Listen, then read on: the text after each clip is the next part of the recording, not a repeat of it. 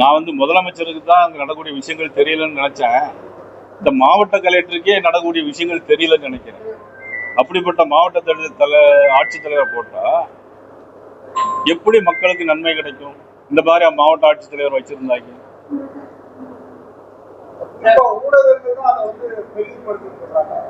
ஊடகங்கள் எதுவுமே பெருசுப்படுத்துற மாதிரி எனக்கு தெரியல.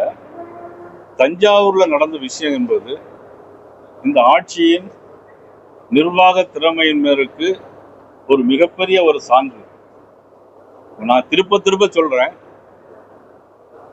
ஜூன் மாசம் நடப்பட்ட குறுவை சாகுபடி 105 நாள், செப்டம்பர் 5ஆம் தேதி அறுவடை நடந்து முடிந்து அந்த நெல் அப்படியே இருக்கிறது. மழை வருது, அங்க எல்லாமே ஈரப்பதத்தோடு இருக்குது. பிறகு ஏற்கனவே அறுக்கப்பட வேண்டிய இடங்கள்ல எல்லாம் நாத்து முளைத்து இருக்குது.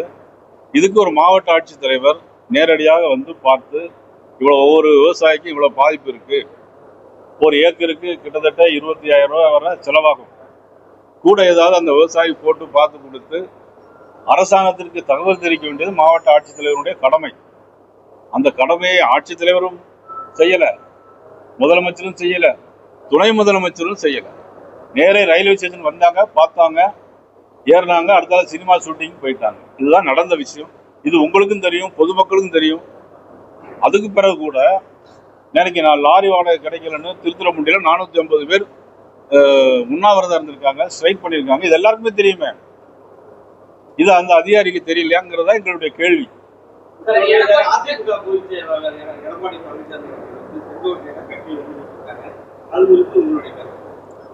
அது அவங்களுடைய உள்கட்சி பிரச்சனை. அது பத்தி நான் இந்த கருத்து சொல்ல முடியும்.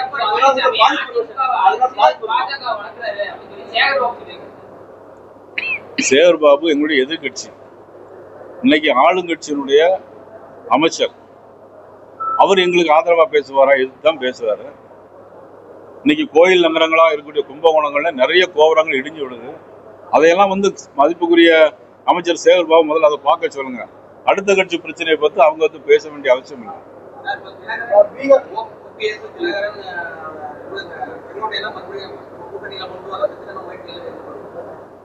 நல்ல கேள்விதான் இது. அதை பத்தி இன்னொரு நாள் சொல்றேன் உங்களுக்கு.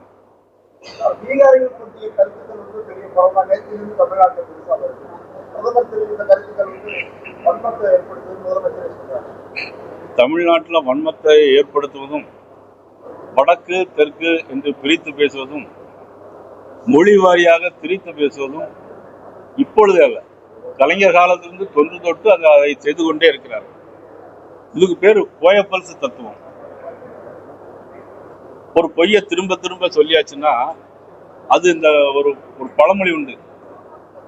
காரையூர் அப்படிங்கிற ஒரு ஊர்ல இருந்து, அதுக்கு அடுத்தால் நான் சொல்ல விரும்பல, அதை சொல்றேன். ஒருத்தன் பத்திட்டே போவான், ஒருத்தன் சொல்லுவான் இது ஆடு அப்படின்பான், இல்ல அது வேற மாதிரி சொல்லுவான். கடைசியில ஒரு 4-5 தடவை பேர் சொல்லுவோம், ஆமான்னு நம்பிட்டு போயிடுவாங்க. அந்த பழமொழி உங்களுக்கு எல்லாம் தெரியும் நினைக்கிறேன்.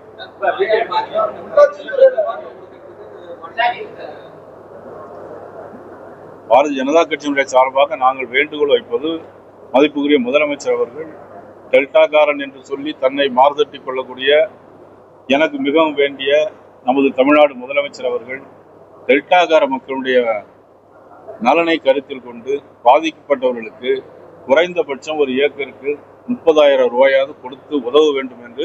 இதில் நாங்கள் அரசியல் பண்ணல, கட்சி பாகுபாடு பார்க்கல. கொடுத்தா நானே முதலமைச்சரை பாராட்டுவேன், அவ்வளவுதான்.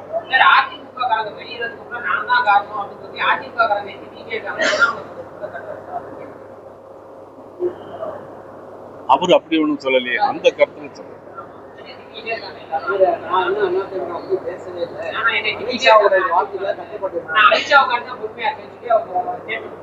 அவர் அந்த கோணத்துல அவர் சொல்லவே இல்லை. நீங்க தவறா புரிஞ்சிருப்பீங்கன்னு நினைக்கிறேன். அவர் வந்து என்னை திட்டுகிற யாராக இருந்தா நான் அவரை திட்டுவதில்லைன்னு சொல்லியிருக்கேன். வேற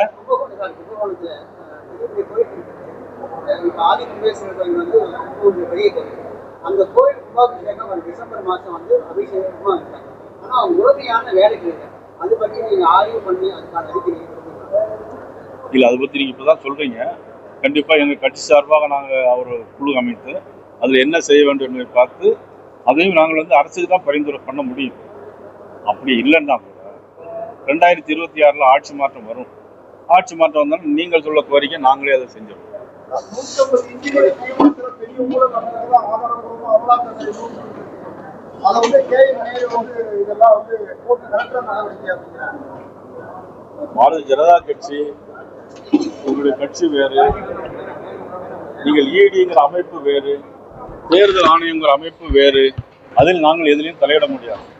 தவறு இருந்தால் அது நானும் பத்திரிகையில் படித்து பார்த்து நீங்கள் சொன்ன செய்தியை 838 கோடி ரூபாய்க்கு மேலாக, அதில் 88 கோடி ரூபாய்க்கு மேலாக ஊழல் நடந்திருப்பதாக சொல்லுகிறார்கள்.